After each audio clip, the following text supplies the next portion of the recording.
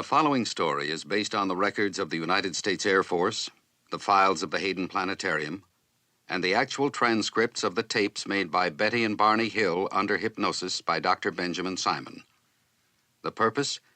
To penetrate an extraordinary case of double amnesia precipitated by their claimed sighting of a UFO in 1961.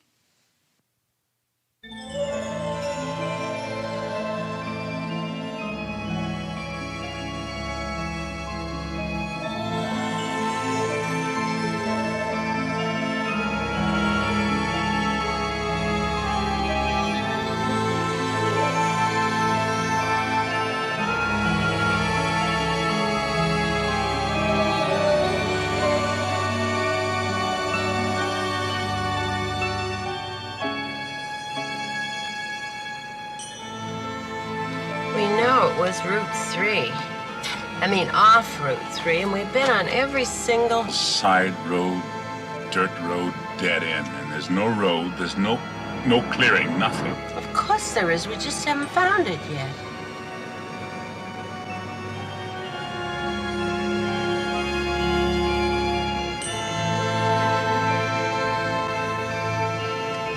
Left or right? I don't know, let's try right. I saw the thing. I knew I saw the thing. But if my best friend told me he'd seen it, I'd say he was crazy. Barney, there have been UFO sightings all over New Hampshire. Are you saying they're all nuts, all those people? Maybe, yeah, maybe. And it's crazy to keep coming back here. It's like a compulsion. Like some of those people you deal with at work. Compulsive gamblers, compulsive wife beaters. What does that make us? Compulsive travelers? What's so bad about that? Because we only travel to Indian Head. We only travel Route 3, looking for a road that doesn't exist. How many times have we been back here, Betty? 7, 8 times. You always end up exhausted and fighting each other. I don't want to fight with you, Betty. Let's not come back. Let's just decide not to come back again. Ever. But we will, you know. Oh, it's funny how we do that.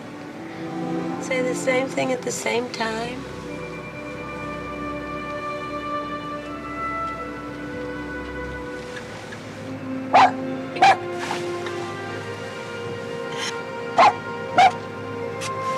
Just a little tolerance, that's all I ask.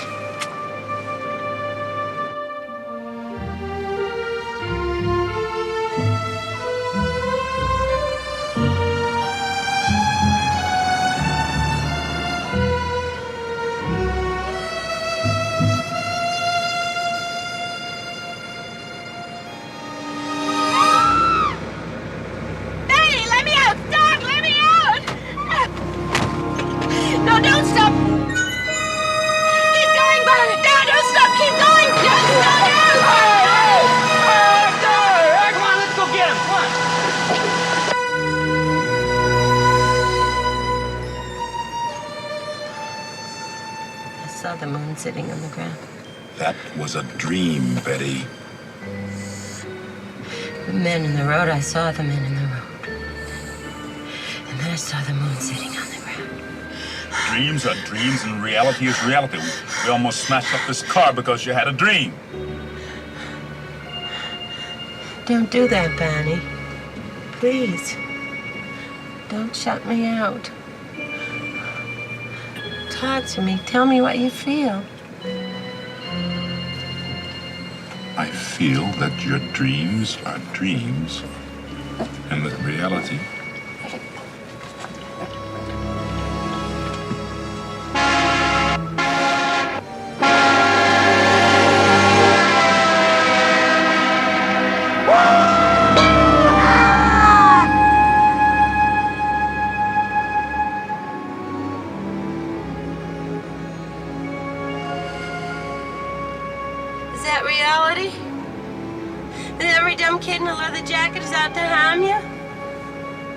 What are you talking about? I wasn't scared, you were. Oh, don't do that, Barney.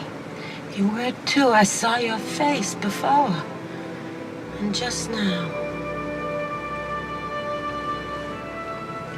I I was brought up to be careful, remember? It's like an old, scratched, broken record playing inside of me. Be careful, kid, or they'll kill you. Marrying me wasn't being very careful, was it?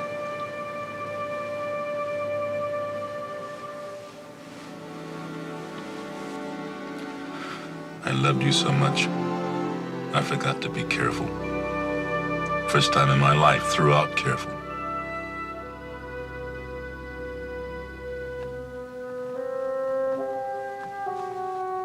Barney, what are we gonna do?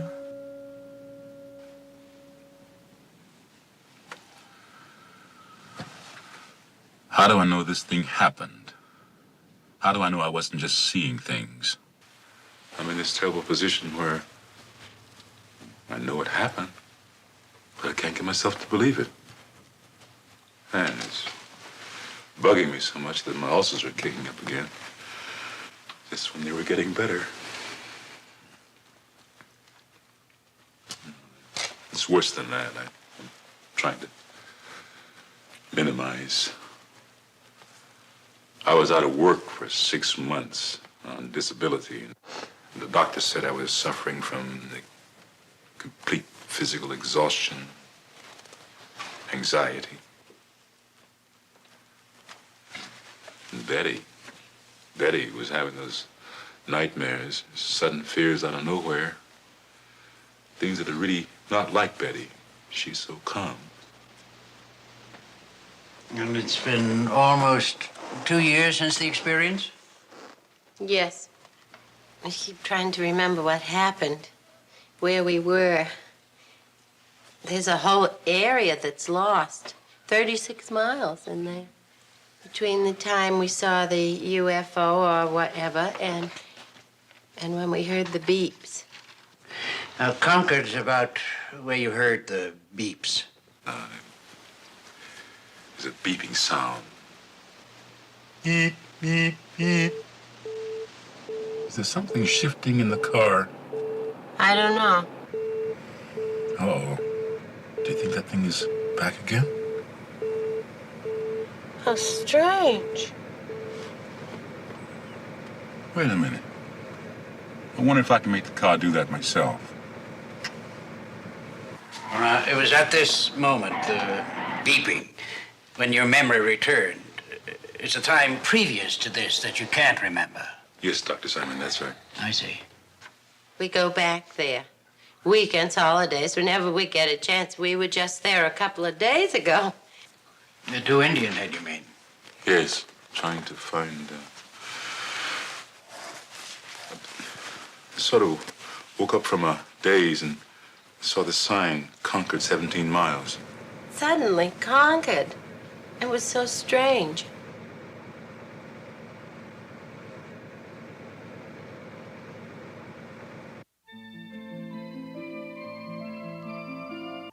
Barney and Betty Hill began general history of their anxiety problems and amnesia, highlighted by their claimed sighting of a UFO at Indian Head 2 years ago. The Hills' clearest memory is their return home from the UFO sighting experience. Treatment is to be centered on their anxiety reaction with their apparent amnesia. Unidentified flying object, secondary matter. Major job is to determine treatment of patients in overcoming this unique case of double amnesia, most probably by means of hypnosis. Barney Hill, 39, works for the post office, is distinguished member of NAACP, and active in community fairs, Portsmouth, New Hampshire. Well-read, educated, IQ of 140. Previously married, 2 children. Suffers deep guilt about leaving marriage and children, but sees them as often as he can. Also suffers from childhood of racial strife.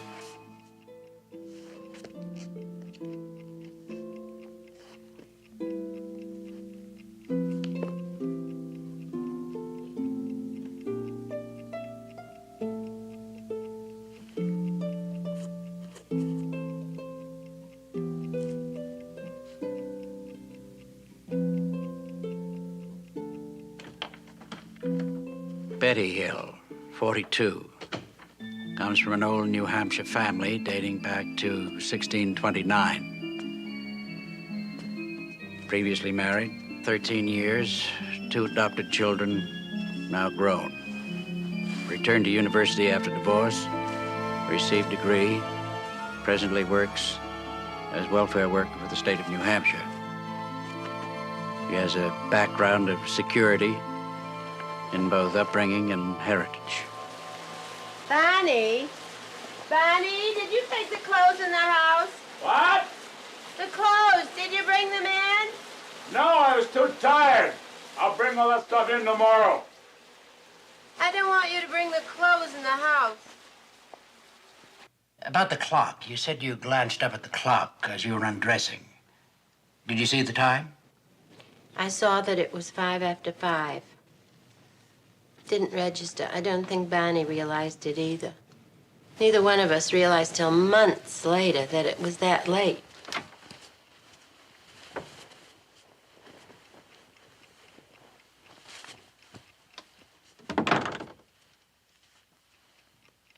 Wasn't that strange, Barney? Whatever it was.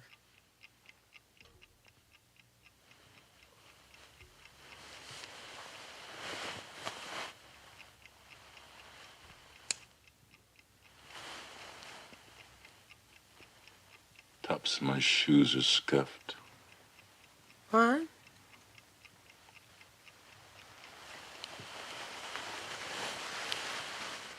Tops of my shoes are scuffed. I don't understand. How could that be? I don't know.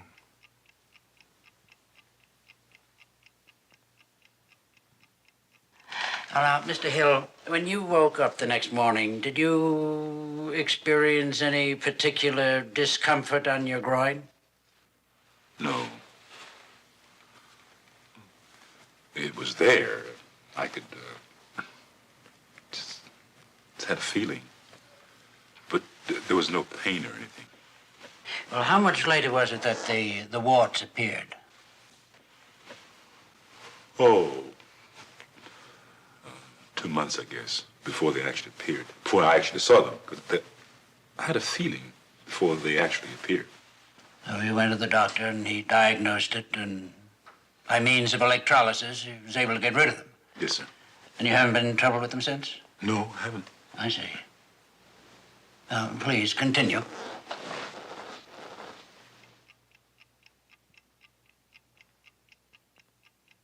Betty, I don't want to talk to anybody about last night, all right? All right. I guess. If you want to talk about it, we can just talk about it to ourselves.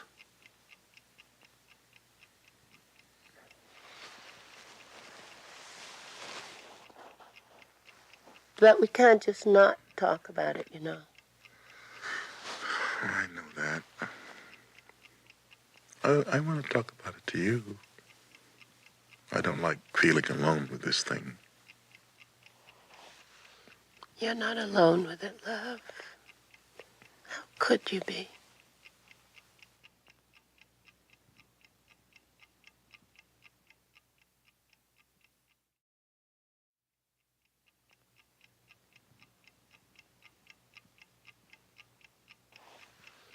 You're not alone with it, love. How could you be? We wondered about it, and we talked about it, and then I asked Barney if he thought we could draw what we saw. And he didn't want to do that. But Betty found a way to talk me into it. Well, I'm good at that. And then when the drawings were identical, well, Barney thought they were only similar. I wanted to call my sister, and Barney didn't want me to do that. He got angry. And then when she wanted me to check for radiation, Barney got really upset. Where's the compass? Where's the compass? I don't know what you're talking about, Betty. The compass, where's the compass? I don't know where it is. How am I supposed to know where the compass is? Come on, Barney, you're a big help. It's in the drawer where it always is. Why don't you look before you ask? It's always there in the same place. Betty, listen. I think you're getting too excited about all this, and I think you better calm down. I think we just better forget about all this.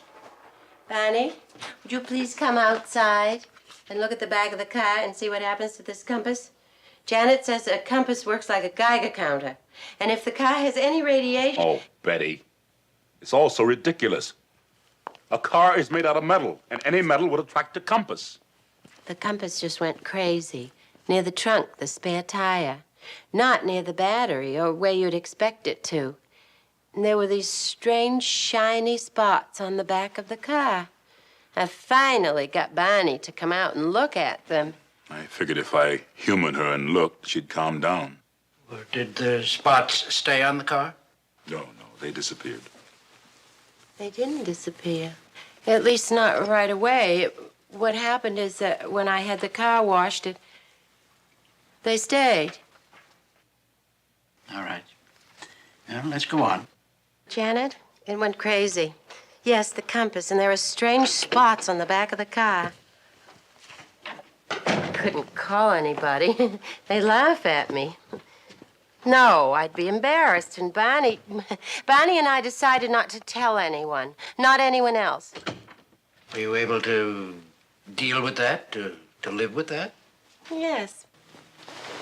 Well, yes and no. You see, so much of our life was so happy. We'd only been married about a year, and so many things were new, especially for Barney. Why especially for Barney?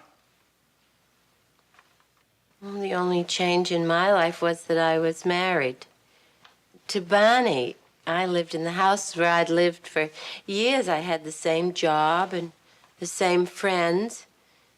But for Barney, everything was different. He lived in Philadelphia in what was really an all-black society. And here in Portsmouth, it's pretty much an all-white society. It wasn't just a new marriage for Barney. It was a whole new life and new friends. Barney makes friends so easily. Our best friends then were Jack and Lisa McCraney. Jack's a lieutenant colonel at the Pease Air Force Base, and he and Barney just hit it off. I knew Barney wanted to tell Jack about what we saw. He kept putting it off. But I finally came out with it. The sighting, if it was a sighting, was still gnawing away at me. The sighting itself? No. Whether or not there was a sighting, and whether or not we were seeing things. And Jack just confirmed my suspicion. He said in so many words that anyone that said they saw a UFO was nuts. And that only made things worse, you know. They were our best friends. They were around all the time. We could talk to them about anything at all, except UFOs. That subject was just plain taboo. And those terrible dreams were starting. Had you told Barney about your dreams yet? I'd mentioned them. He had so little time. Barney was working nights in Boston. 60-mile drive back and forth. We were, except for weekends, we were sort of passing in the hallway. It's the moon, you idiot. What are you barking at the moon for? Yes, well, I imagine they were long nights for you. Hard on you. Very long. I keep saying this, though, you know, that we were having so much fun. Barney had joined the Toastmasters because he thought he couldn't speak in public. And he found out he could. Then he found out he could make people laugh. The house was filling up with old joke books and old routines on records. And he'd spring them at the worst possible moments. Not so fast, Rodriguez.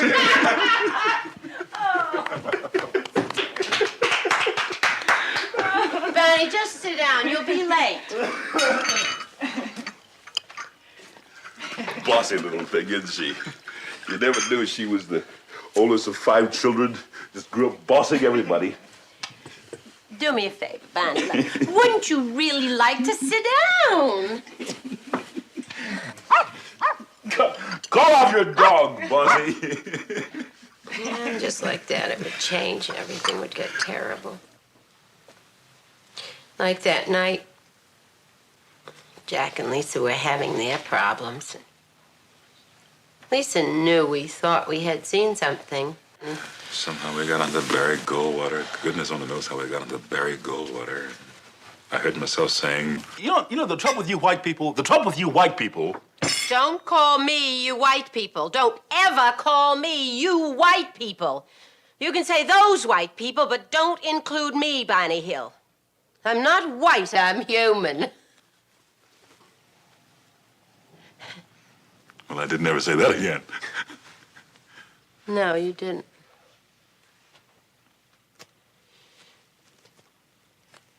And then they were getting ready to leave, Barney, too, because he had to be at the post office by 9.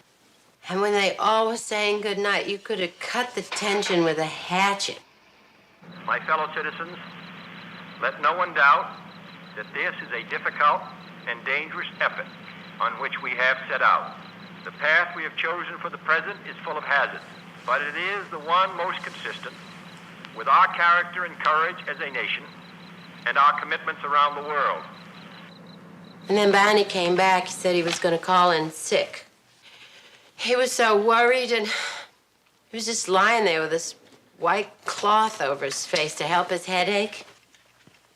Better? Not much. Barney, I want to ask you something. I can't not with that thing over your eyes. It was your idea. This probably isn't the time, anyway. But I really wanted to ask you. Listen, Betty, I was just listening to the news. Barney, I said I wanted to ask you something. This is important, Betty, really important. If they actually do start shooting missiles. Who? Nobody's going to start shooting missiles, Barney. If they do, and we're not together, if I'm at work and can't get here, now listen to me. What I want you to do is make your way to your mother's house. And I'll manage to get there. Is that clear? Yes. Yes, sure. Good.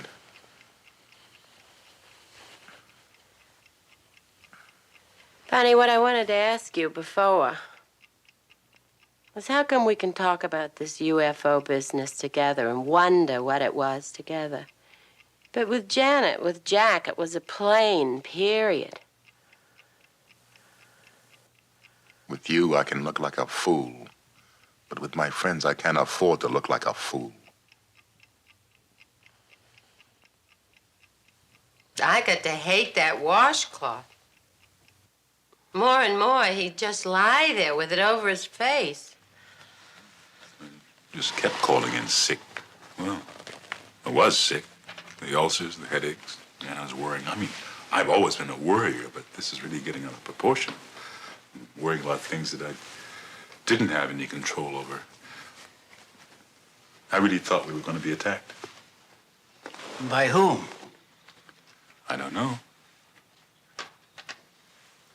Well, I thought Russia, but I don't know. And were the nightmares continuing, Betty? Yes, on and on. I started writing them down. I'd get up in the middle of the night and write till I was exhausted.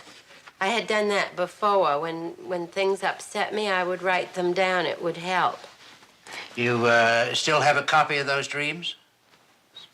Yes, I stuck them away somewhere. You know, that's funny. I'd forgotten I wrote them down. Because I'd like a copy of them, if you don't mind. Oh, sure. I'll look for them. And it was about this time, Barney, that you went to see the doctor, and he suggested that you take a rest, take a sick leave. Yes, it was about this time. So I just started staying home, trying to relax, work in the garden, read, stuff like that. The kids came more often. I could see them more often. They really liked Betty. I mean, they got along well with her. They really loved her. Because I used to tease her. I told her that it was her cooking they loved. But mainly I was just lying around and reading UFO books.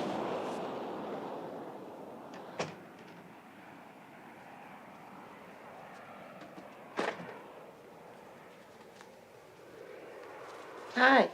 Hi.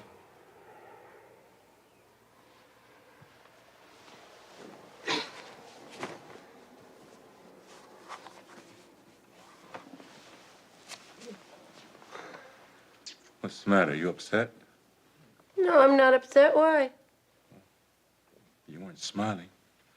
When you came in, you weren't smiling. I didn't notice. I did. Well, obviously you did, or you wouldn't be uptight about it. Well, I'm not uptight.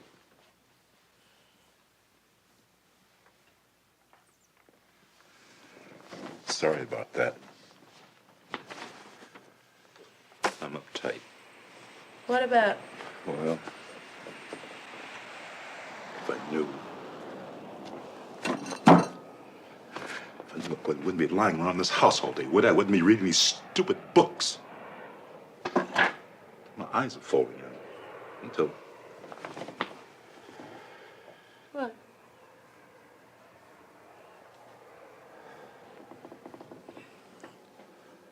Till I think I'm nuts as they are.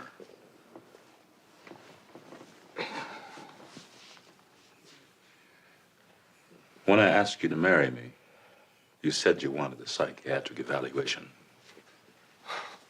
But don't laugh, you may have been right.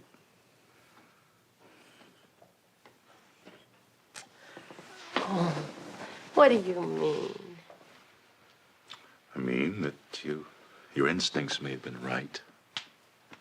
You may have sensed something. Oh, no, my love. Oh, no, you didn't understand. It wasn't you I questioned, it was me. And I couldn't tell you. Tell me what? I still can't. Listen, don't you know by now you can tell me anything?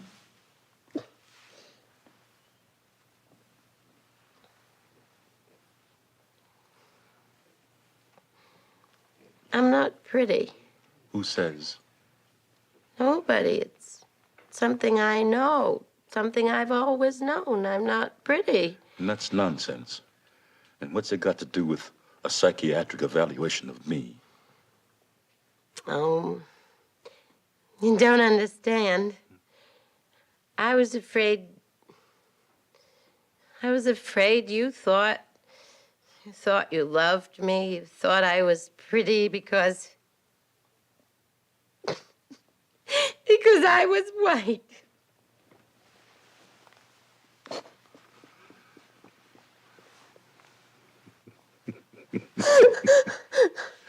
Hey, that's like me being afraid you didn't love me. You only loved my beautiful black body. Well, I do. Oh, well, there's that too. You're right. You're not pretty. You're beautiful. And I see the whole world, Betty. I see every bit of beauty in the whole world in your face. No. I see you, Betty. I see you.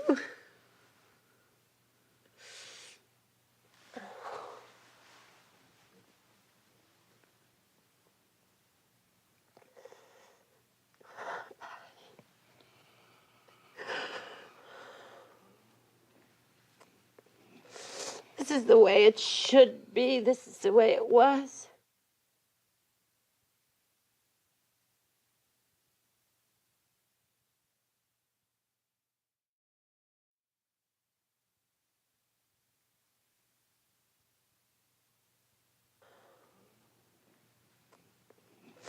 This is the way it should be. This is the way it was. Well, finally I convinced him that we had to report it. She cried. That's really what did it. Well, whatever did it, we did call. Yeah, I wasn't too impressed with how the Air Force handled it. But when Wayne Webb from the Hayden Planetarium contacted us, then I knew that Betty was right, and that we had to tell everything we saw.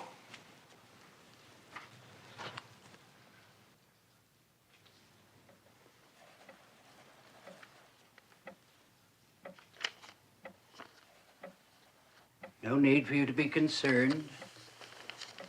No need for you to be worried. You are deeper and deeper asleep.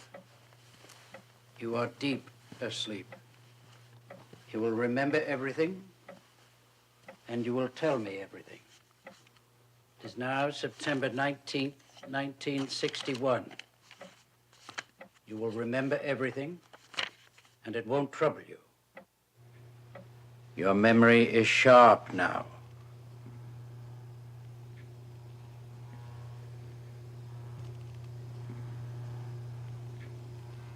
I want you to go back to the time of your vacation in Montreal, beginning with the time you left your hotel in Montreal.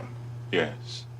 I want you to tell me in full detail all your experiences, all your thoughts, all your feelings, beginning from the time you left your hotel. Now, were you in Montreal? It was approximately 112 miles from Montreal. We were driving from Niagara Falls through Canada. Well, just go on. Tell me about your arrival there. The thoughts that were going through my mind was that would they accept me at the motel, because would they say they were filled up? And I was wondering if they were doing this because I was prejudiced. Because you're prejudiced? Because they were prejudiced. You run into this a lot, I take it. I have not actually run into being denied accommodation yet. You mean you worry about it? But I know that this does happen, and I am concerned. Did you tell your wife about your concern? Does she share it? I express it, but she does not share my concern in this matter. Very well. Go on. We are riding around, and I'm lost. And I'm concerned about the toll gate customs. Why? I have a gun in the trunk of the car, a .32 pistol, and it is hidden in the well of the trunk of the car with the trunk mat over it. And I'm thinking, why did I do this? Why did I bring this gun along? And I know it is all my fears, that I believe the hostility of white people, particularly when there is an interracial couple. Yes, well, go on. Your memory is sharp. Where are you now? Now, we're in the country part of New Hampshire on Route 3, and I'm thinking, I've got to get a hold of myself and not expect hostility when there it was no hostility there. And I look up through the windshield. I look up through the windshield of the car where Betty saw a star. Oh, that's funny. But I said, Betty, that is not a star, it's a satellite.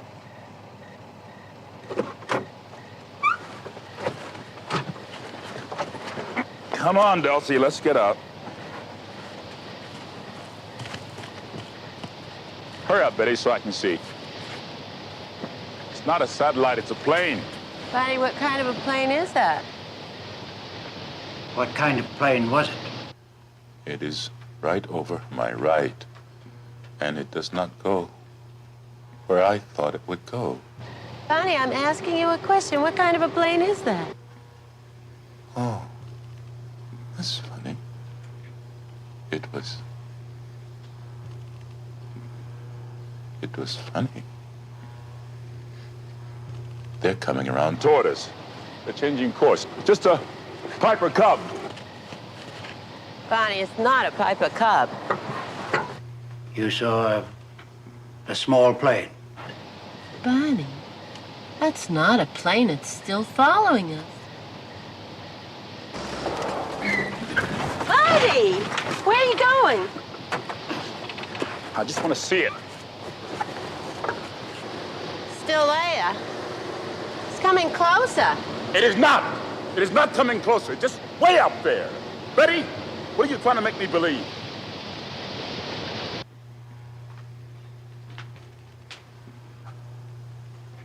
All right. We'll stop here for now.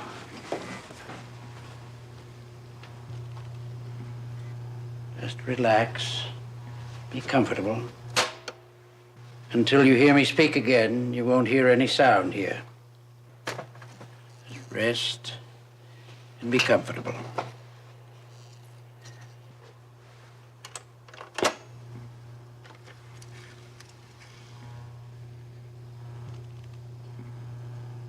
All right, you may proceed now. And I am wondering, why doesn't it go away? Do you still think it was a small plane? And I'm wondering why these pilots, why they shouldn't do that. They shouldn't do that. And I can't hear any noise. And I think this is ridiculous. I can't hear any sound. And I want to get back in the car and get out of there. I gotta get out of there. And it is still coming around towards us. And I look up and down the road, and I think how dark it is. And I think, what if a bear were to come out? And Betty is looking. I think she said, and I'm mad with her. I think Betty is trying to make me believe this is a flying saucer. And I am wondering, why doesn't it go away? I want to wake up. You won't wake up. You're in a deep sleep. You can go on.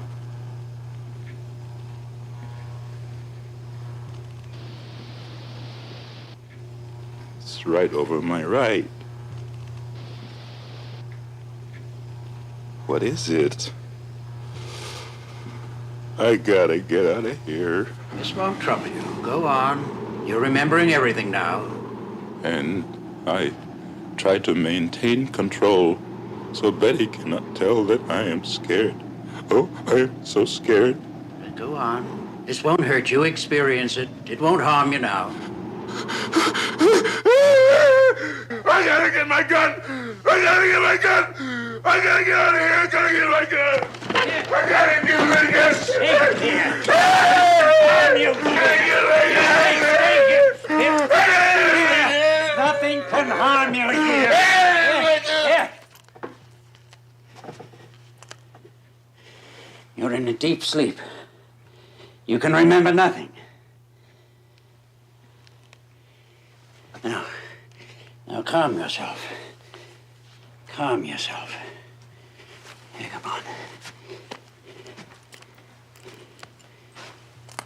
Come on back. And sit down.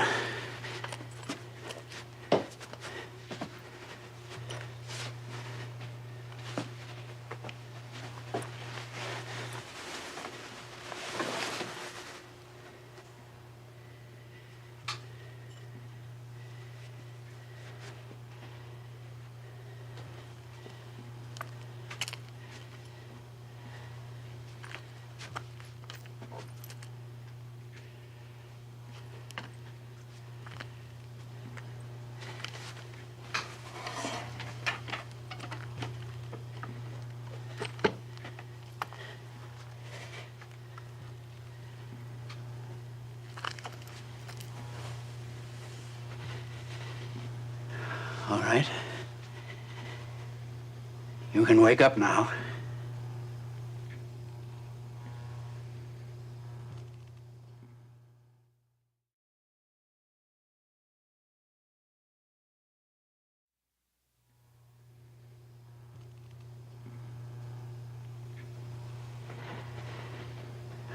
All right.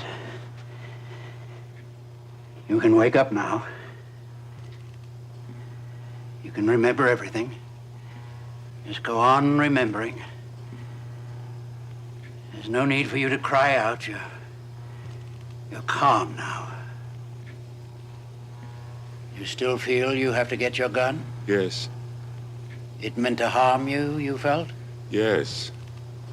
And I open the trunk and I take it out and I put it in my coat. And I look and I say, I'm not afraid. I'm not afraid. I'll shoot it down. And I run out across the road. And there it is, up there.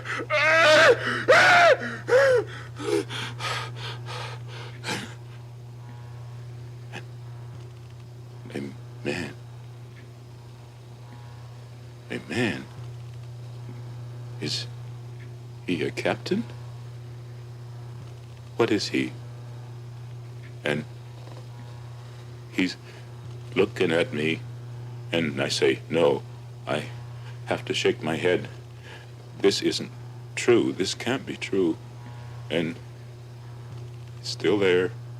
And I look up and down the road, and I think, can't somebody come along and tell me that this isn't there? It's there. Are you sure it's there? Yeah.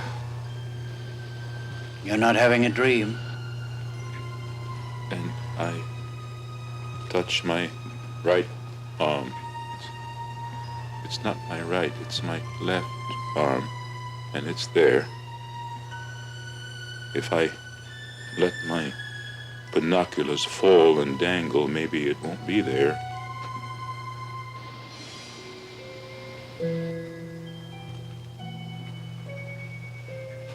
But it's there.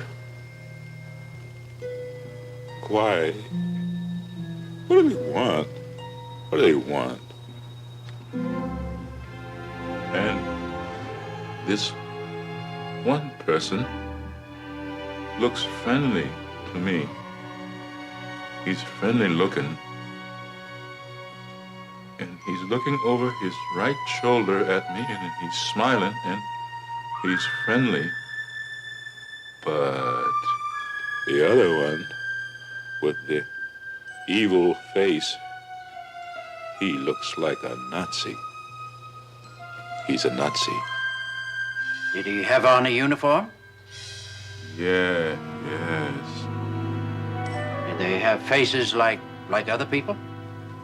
His eyes are slanted. Oh. His eyes are slanted. Oh. I feel like a rabbit. What do you mean by that?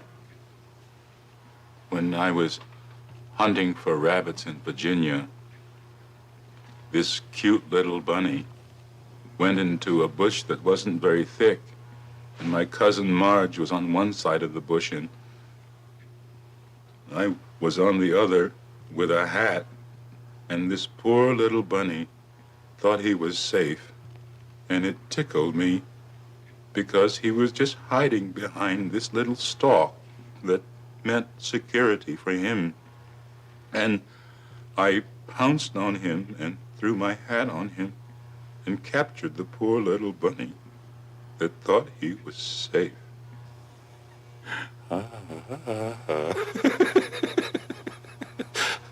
Isn't that funny? I thought of that standing out there in the field. I'm that bunny. I'm gonna be pounced on. I'm that bunny. This creature is trying to tell me something. I can see it in his face. Are its lips moving? No. His lips aren't moving. But he's looking at me and he's saying to me, "Don't be afraid." Did you hear him tell you this? No. You felt he said it. I know. And he said, "Just stay there," he said. And he's telling me not to pull the binoculars away from my eyes. And oh, God, give me strength. I'll fight it off. I'm not afraid. And I run out across the road, and there it is up there. Oh, those eyes. Oh, can I please wake up? Just a little longer. You'll get through this, all right. I don't understand. The eyes don't have no body. They're just eyes. Oh, that's what it's got to be. It's a wildcat up a tree. Oh, that's what it's got to be. Oh, I know. It's the Cheshire Cat in Alice in Wonderland. It disappeared too, and only the eyes remain. Oh. You don't seem to be frightened anymore. No, they're not gonna do anything bad. Just floating about. I'm that bunny. I've been captured, but just floating about. It's so ridiculous, isn't it? Oh, really funny. I wonder where they come from. They're not gonna do me any harm. I wish I could go with them. Oh, what an experience to go to some distant planet. Maybe this will prove the existence of God. Isn't that funny? To look for the existence of God on some other planet.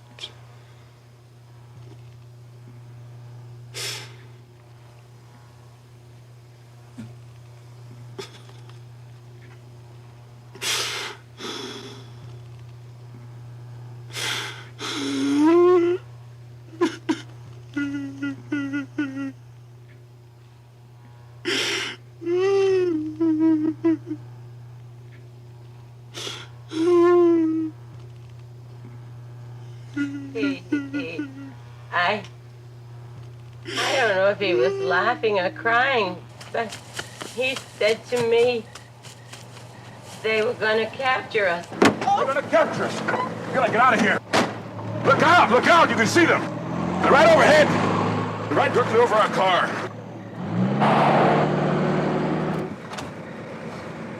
They're out there. I don't see anything. It's all black. I don't see them.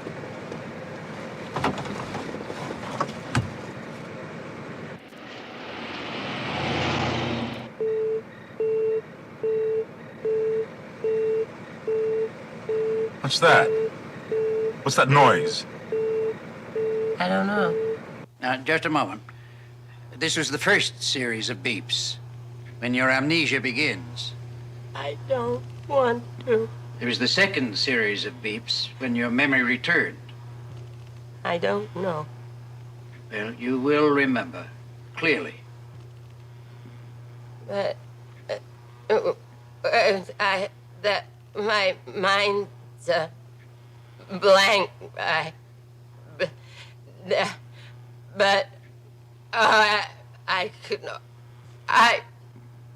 almost remember.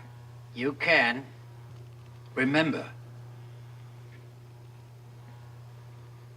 Oh, I get this point. I can't get beyond those beeping. You can get beyond it.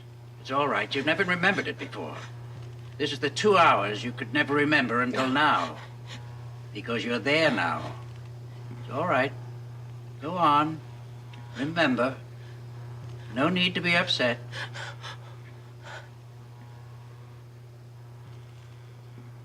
I'm not supposed to. Not supposed to?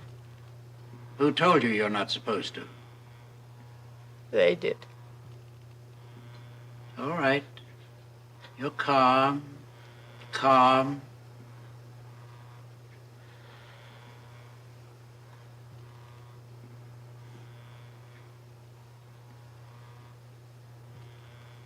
We're driving along.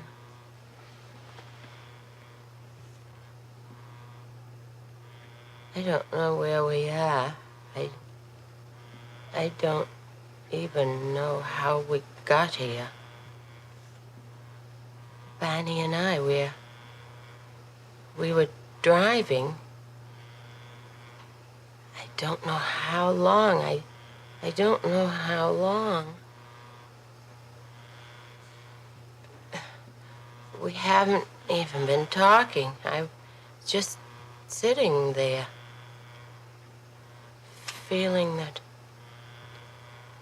something's going to happen. No, I'm not really too afraid. Except now I am. That time I didn't feel afraid. Why are you crying if you're not afraid? I'm afraid now, but then I wasn't. I wasn't afraid. I was afraid.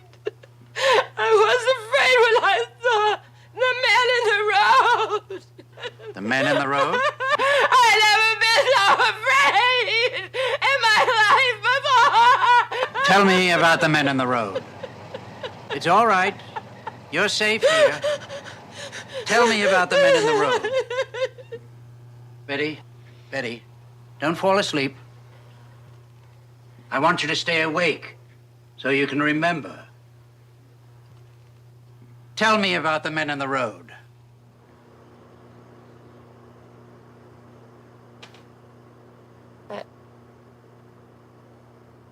I wasn't too afraid of the men. When I saw them, they were standing there. But I thought, oh, well, you know, they're not so awful. I don't know, I wasn't too afraid when I saw them. They were just, no, I couldn't get a good look at them.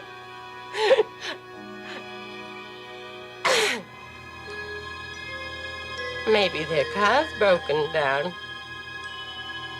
What are they doing here? And then they started coming toward us. And then when they did that, I got really scared. And Barney tried to stop the car. And when this... What was that? I didn't hear that. I thought if I could just get my hand on the door of the car and open it, I can run into the woods and hide. And Barney is yelling. They're gonna capture us.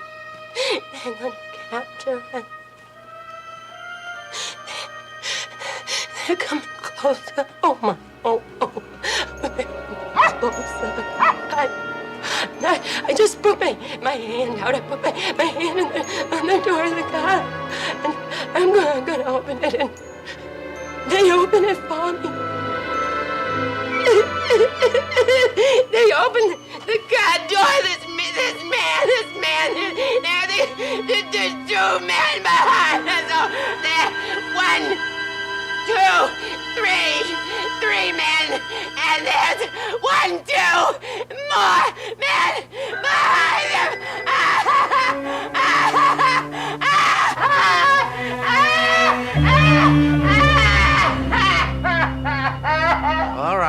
All right. You'll stop there for now. You'll be relieved and relaxed. When you wake up, you won't remember anything that's transpired here. You won't remember anything until I ask you to recall it. All right. You'll be comfortable and relaxed and at ease.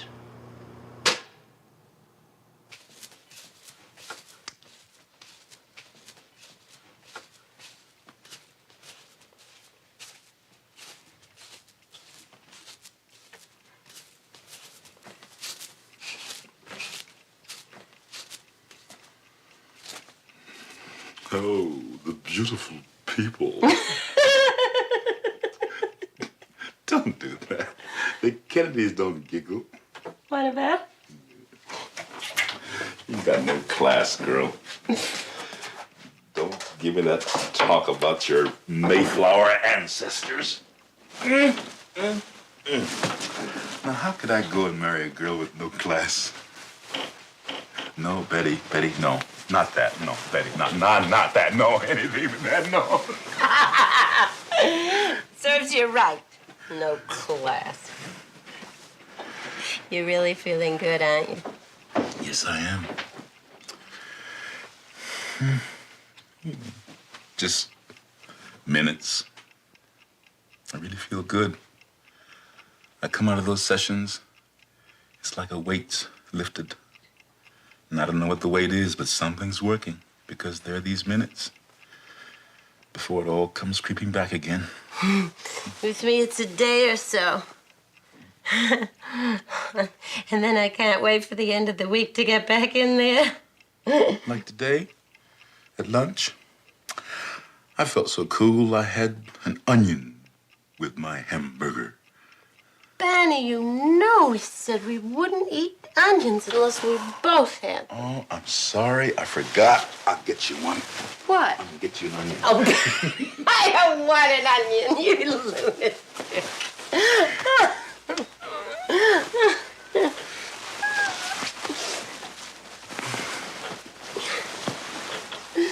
It's really strange, isn't it? It really is. So amazed. So curious. Just dying to find out what's going on in there. So am I. It's amazing. I didn't think I could be hypnotized. It's so unlike me. Just have to be in control all the time. But, hey, I walk in there and bang! I guess I trust him. Me, Barney Hill, trusting somebody. Except me. And him. Yeah, it's funny. I trusted him right away. So did I. Oh, yeah, but you're used to trusting people. You know me. I'm not paranoid. It's just the whole world is out to get me.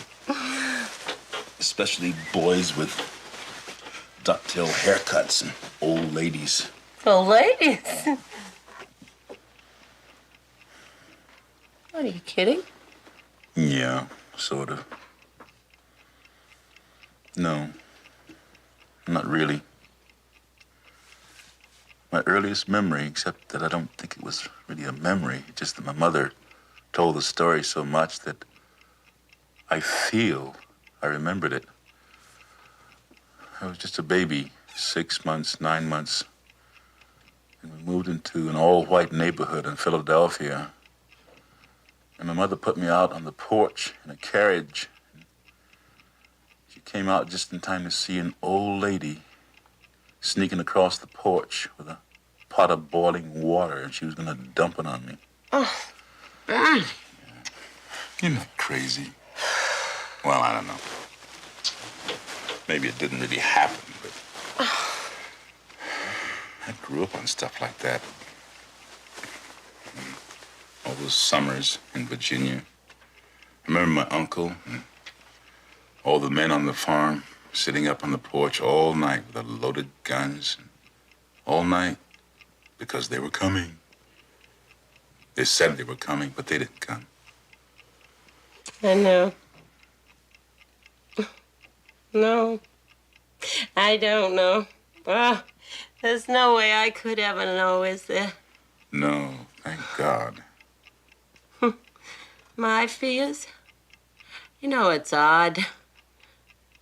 My fears aren't ever of the real. You know, it's what I don't know. The unknown. Death, lost time, and really, the unknown. It's not that frightens me. It's not being in control. The idea of not being in control.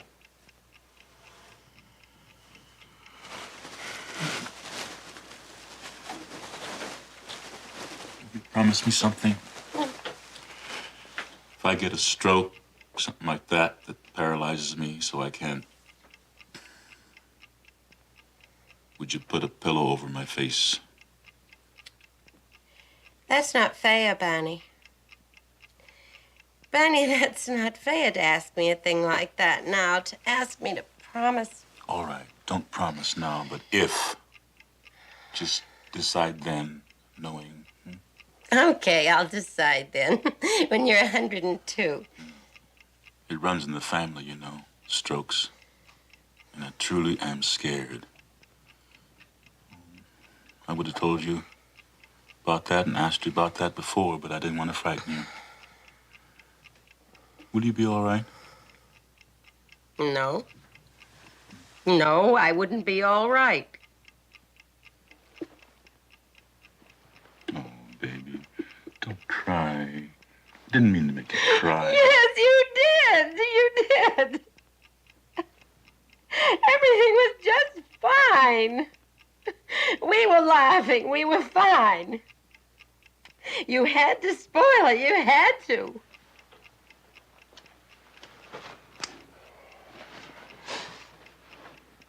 I'm sorry. I know. I know. So am I. Oh, we're always sorry. We keep right on doing it. And we're sorry. Why? Oh, will we ever know why? Go on, Betty.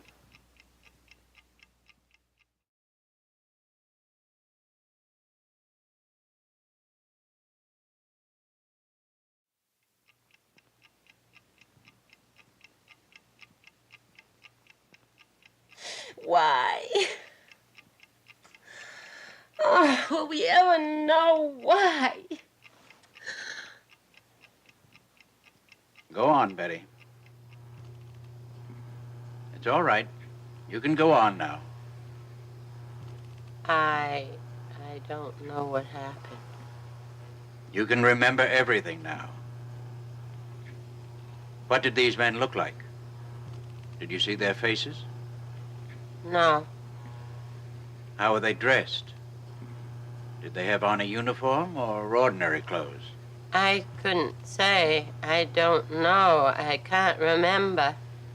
I'm not supposed to remember.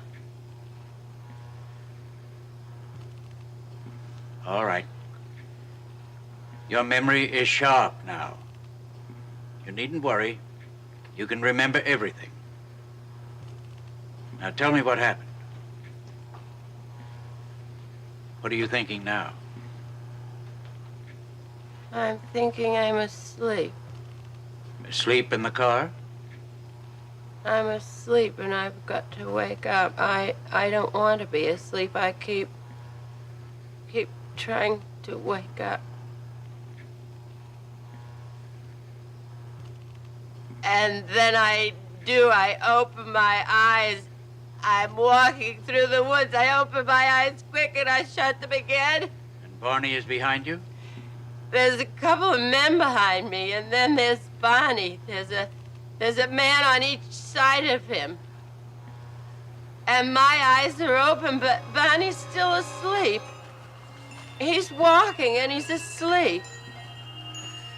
And then I begin to get mad. And I said to myself, who the heck are these characters and what do they think they're doing?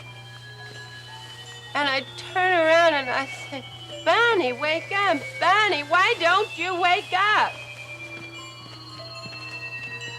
And I'm getting really annoyed at Barney. And I say, Barney, wake up. Is Barney his name? And I wouldn't answer. And then the leader, there's no reason to be afraid. We just want to do some tests. And then when the tests are over, we'll take you and Barney back to your car. You'll be on your way back home in no time. And then come to a clearing. And there was, I wish it were light so I could get a better picture of it. There's a ramp to the door. The object was on the ground. The moon sitting on the ground. The object was on the ground? I think that's the same one I saw in the sky. And I thought it was the moon. We go inside, and there's a corridor to the left. In the corridor, there's a room. Man who spoke English is in the room. And then another man comes in. I haven't seen him before. I think he's the doctor. And they both look through this machine here and here. What do you think they were doing? I have an idea. They're taking a picture of my skin. They're doing all kinds of things. And then they took something like a letter opener, only it wasn't, and they scraped my arm here. And then they put the little skin scraping in a piece of cellophane or plastic, something like that. And then they feel my hair at the back of my neck and take a couple of strands and pull it out. And the examiner tells me to take my dress off before I even have a chance to stand up to do it. Your dress has a zipper down the back? Yes, it zips down the back. The examiner unzips it and slips my dress off. And they're talking. I don't know what they're saying. I couldn't understand that part. I want to do some tests. I want to test your nervous system.